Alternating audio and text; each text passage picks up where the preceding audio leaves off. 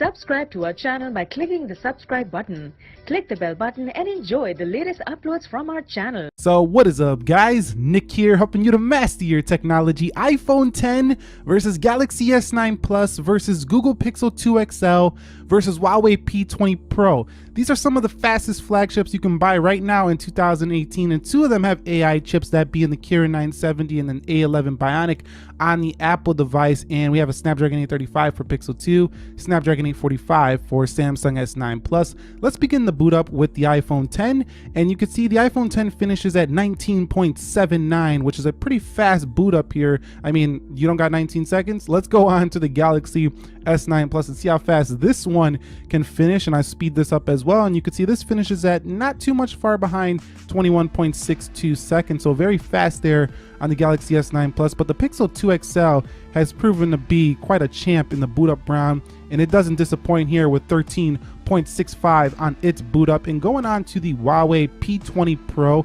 Huawei's newest best flagship you can buy, this one finishes at a little bit slower than all of them at 23.65. So the Huawei P20 Pro a little bit behind, but not too much, so it's not a big deal. I mean, how often do you really boot up your phone anyway? And these are very fast speeds on all of them. But the Pixel 2 XL, hands down the fastest booting phone you can buy right now. Let's talk a little bit about their facial recognition. The iPhone 10 is a two-step process. Face ID does get better the more you use it, and it is very accurate, but sometimes people miss. Over here on the Galaxy S9 Plus, we have facial recognition. This one requires you to be looking directly at it, because sometimes this will miss too, but it is faster than the iPhone 10 because it doesn't have a two-step process. The Pixel 2 XL, just like the iPhone 10, slower than the Galaxy S9 Plus, requires a two-step process. You do have to look at the front camera, and then it will unlock from the bottom up. You just go swipe up. So Pixel 2 XL, kind of like the iPhone 10 in this regard, just not as secure as that device. Now the Huawei P20 Pro is a very fast facial recognition. All you have to do is look at the phone. It reminds me a lot of the OnePlus 5T, and this thing is so fast that you don't even have to, it bypasses the lock screen and it goes right in. So the Huawei P20 Pro, hands down the fastest face unlock by far amongst all of these phones. So if you care about getting your phone fast, the Huawei P20 Pro is for you. Let's begin with a speed test on the iPhone 10, and I'm speeding through this, but you can see the iPhone 10 is having some pretty great performance so far. That gesture-based UI actually makes it feel a little faster than actually having to hit the physical home button on Touch ID. But the games is where really the iPhones start to shine, and you can see just how fast it's going through these games. And the iPhone 10 finishes at 51.70, give or take. I might have missed the tap a little bit, around 51 seconds here for the iPhone 10. Getting on to the Galaxy S9 Plus, Snapdragon 845, 6 gigs of RAM. This is a monster phone right here. Let's go into Instagram, and you could see that we're going to speed through this again because we would be here all day if we looked at every one of these phones.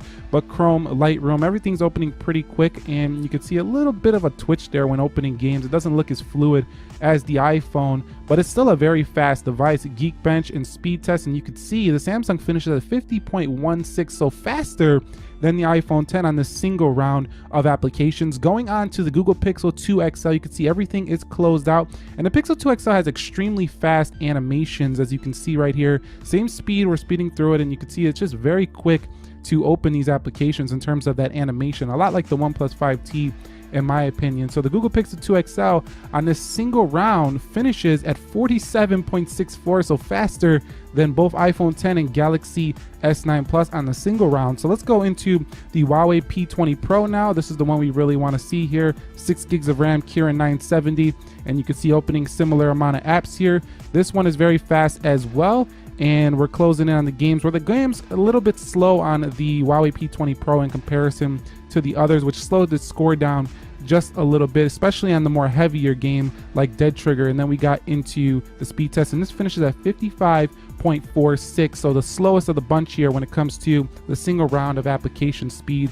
And the Google Pixel 2 XL hands down wins the first round. Now we're going to quickly just look at the multitasking just to see how they perform in reloading these applications. And the iPhone 10 is perfect, spot on. There wasn't one reload, just perfect performance there for the iPhone 10. Now the Galaxy S9 Plus, a little bit slower when it comes to that animation when reopening applications, not as fluid as the iPhone 10, but I would say say just about even. It's just slightly behind when it comes to that fluidity. I mean, just very slightly. Now, the Google Pixel 2 XL, this is where it chokes a little bit with its 4 gigs of RAM. It has to reload some applications, and if you have a lot open on the Pixel 2 XL, it will reload some things. So Pixel 2 XL is not the best multitasker here, even though it was probably the fastest when it comes to opening the first round of apps due to its animations. Now, the Huawei P20 Pro was actually more fluid than the Galaxy S9 Plus and the Pixel 2 XL when it comes to the multitasking, almost perfect like the iPhone 10. So the P20 Pro is a very impressive RAM management phone. So if you do want to do some multitasking on your phone, you want the iPhone 10 or the P20 Pro. They both feel very fluid, very similarly fluid when doing such things. Now, the iPhone 10 just obliterates the Android competition when it comes to its Geekbench score. I mean, we're talking massively larger scores on the iPhone 10, like MacBook level. The Galaxy S9 Plus gets close, but the Pixel 2 XL and the P20 Pro are a little bit behind as they are utilizing last year's processors.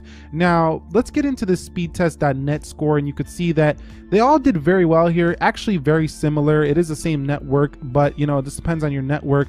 But I see that the Pixel 2 XL is doing the best here of all of them. The P20 Pro and the S9 Plus going head to head, and the iPhone 10 a little bit good as well compared to the rest of them. So Pixel 2 XL and iPhone 10 there.